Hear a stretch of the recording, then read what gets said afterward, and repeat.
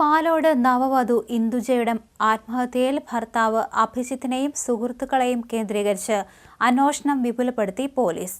നിലവിൽ ഇന്നലെ കസ്റ്റഡിയിലെടുത്ത അഭിജിത്തും കൂട്ടുകാരൻ അജാസും പോലീസ് കസ്റ്റഡിയിൽ തുടരുകയാണ്. അജാസ് ഇന്ദുജയെ മർദ്ദിച്ചിരുന്നുവെന്നാണ് അഭിജിത്തിന്റെ മൊഴി. എന്തിനാണ് അജാസ് ഇന്ദുജയെ മർദ്ദിച്ചത് എന്നതാണ് ഇനി അറിയേണ്ട കാര്യം. ഇതേക്കുറിച്ച് പോലീസിന് അജാസ് മൊഴി നൽകിയിട്ടുണ്ട്.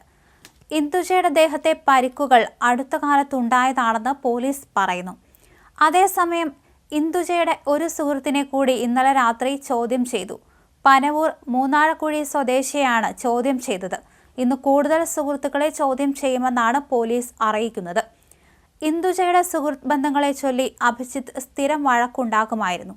അഭിജിത്തും അജാസും തമ്മിലും ഇതേ ചൊല്ലി വഴക്കുണ്ടായതായും അന്വേഷണത്തിൽ കണ്ടെത്തി. മരിച്ച ഇന്ദുജയുമായി അജാസിന് അടുത്ത ബന്ധമാണ് ഉണ്ടായിരുന്നത്. ഈ അടുപ്പത്തെ ചൊല്ലി അടക്കം അഭിജിത്ത് വഴക്കിട്ടിരുന്നു എന്നാണ് പുറത്തുവരുന്ന വിവരം.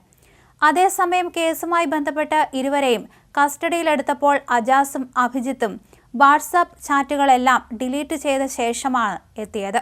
ഇതെല്ലാം എന്തോ ഒളിക്കാൻ ഇവർ ശ്രമിക്കുന്നതിന്റെ തെളിവാണ്. ഇരുവരെയും ഒരുമിച്ചിരുത്തിയാണ് പോലീസ് ചോദ്യം ചെയ്തത്. മരിച്ച ഇന്ദുജയുടെ കണ്ണിന് താഴെയും തോളിലുമായി മർദ്ദനമേറ്റതിന്റെ പാടുകളുണ്ടായിരുന്നു. മകളെ കൊന്ന് കെട്ടിത്തൂക്കിയതാണെന്ന് ആരോപിച്ച് അച്ഛൻ ശശിധരൻ പോലീസിൽ പരാതി നൽകി. 3 മാസം മുമ്പാണ് ഇന്ദുജയെ അഭിജിത്ത് വിവാഹം ചെയ്തത്. അടുത്ത കാലത്താണ് ഇന്ദുജയ്ക്ക് മർദ്ദനമേറ്റതെന്ന് പോസ്റ്റ്മോർട്ടത്തിൽ വ്യക്തമായത്. പാലോട് ഇടിഞ്ഞാർകൊളച്ചൽ കൊന്നമൂട് സ്വദേശി ഇന്ദുജയെയാണ് 2 ദിവസം മുമ്പ് ഉച്ചയ്ക്ക് വീടിനുള്ളിൽ മരിച്ച നിലയിൽ കണ്ടെത്തിയത്. ഭർത്തൃ വീട്ടിൽ നിന്ന് നിരന്തരം മാനസിക പീഡനങ്ങളും ഭീഷണിയും നേരിടുന്നതായി മകൾ തങ്ങളെ അറിയിച്ചതായും എന്നാൽ തങ്ങളെ അവിടേക്ക് ചെല്ലാൻ അനുവദിച്ചിരുന്നില്ലെന്നുമാണ് ഇന്ദുജയുടെ കുടുംബം ആരോപിക്കുന്നത്. മകളുടെ മരണത്തിൽ ദുരൂഹത ആരോപിച്ച് കുടുംബം പോലീസിൽ പരാതി നൽകുകയായിരുന്നു. 2 വർഷത്തെ പ്രണയത്തിനൊടുവിൽ 3 മാസം മുമ്പ് ഇന്ദുജയെ അഭിജിത്ത് വീട്ടിൽ നിന്നും വിളിച്ചിറക്കി കൊണ്ടുപോയി അമ്പലത്തിൽ വെച്ച് കല്യാണം കഴിക്കുകയായിരുന്നു. കഴിഞ്ഞയാഴ്ച ഇന്ദുജ വീട്ടിൽ വന്നപ്പോൾ ശരീരത്തിൽ മർദ്ദനമേറ്റതിന്റെ പാടുകൾ ഉണ്ടായിരുന്നുവെന്ന് പിതാവ് പറഞ്ഞു.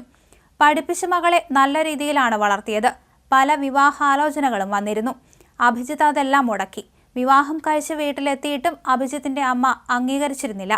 ഇന്ദുജയ്ക്ക് വീട്ടിൽ സ്ഥാനമില്ലെന്നാണ് പറഞ്ഞത്.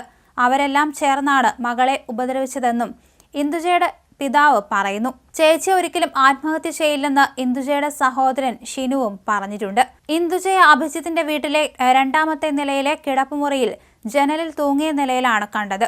ഉച്ചയ്ക്ക് ചോറ് കഴിക്കാനായി അഭിജിത്ത് വീട്ടിലെത്തിയപ്പോഴാണ് ഇന്ദുജയെ ജനലിൽ കെട്ടിത്തൂങ്ങിയ നിലയിൽ കണ്ടതെന്ന് പറഞ്ഞത്. ഉടൻ തന്നെ നെടുമങ്ങാട് ജില്ലാ ആശുപത്രിയിൽ എത്തിച്ചെങ്കിലും ജീവൻ രക്ഷിക്കാനായില്ല. ഇന്ദുജയുടെ മരണത്തിൽ ഭർത്താവ് അഭിജിത്തിനെ പോലീസ് കസ്റ്റഡിയിലെടുത്തിരുന്നു. മരണത്തിൽ ദുരൂഹത ആരോപിച്ച് ഇന്ദുജയുടെ അച്ഛൻ പോലീസിൽ പരാതി നൽകുകയായിരുന്നു. ഇതിന്റെ അടിസ്ഥാനത്തിലായിരുന്നു അഭിജിത്തിനെ കസ്റ്റഡിയിലെടുത്തത്.